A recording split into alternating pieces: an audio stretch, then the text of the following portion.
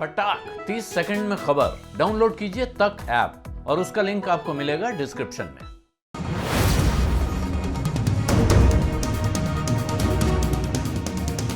करीब 20 महीनों से कोरोना का दंश झेलने के बाद 2022 नई उम्मीदों का दामन थामे नया जोश और नया उत्साह लेकर आया है।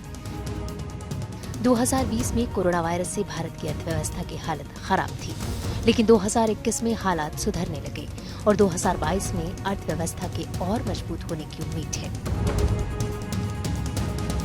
विश्व की अनेक संस्थाओं ने अनुमान लगाया है कि 2022 में भारत की अर्थव्यवस्था नई ऊंचाइयों पर पहुंचेगी। इंटरनेशनल मॉनेटरी फंड यानी IMF ने कहा है कि 2022 में भारत ग्रोथ रेट के मामले में पूरी दुनिया को पीछे छोड़ देगा और उसकी अर्थव्यवस्था 8.5% की दर से आगे बढ़ेगी। मूडीज इन्वेस्टर्स सर्विसेज ने अपनी ताज़ा रिपोर्ट में भारत की अर्थव्यवस्था के मजबूत रहने और दोबारा तेजी से आगे बढ़ने का अनुमान लगाया है, जिससे वित्त वर्ष 2022 में ये 9.3% रह सकती है। जब दुनिया की मशहूर एजेंसियां भारत के बारे में अच्छे संकेत दे रही हैं, ऐसे में कोई वजह नहीं है जिससे ये कहा जाए कि भारत का GDP ग्रोथ रेट कम होगा। हालांकि देश में महंगाई जोरों पर है, पेट्रोलियम पदार्थों के दाम आसमान पर हैं, लेकिन उद्योगों के उत्पादन में तेजी देखी जा रही है।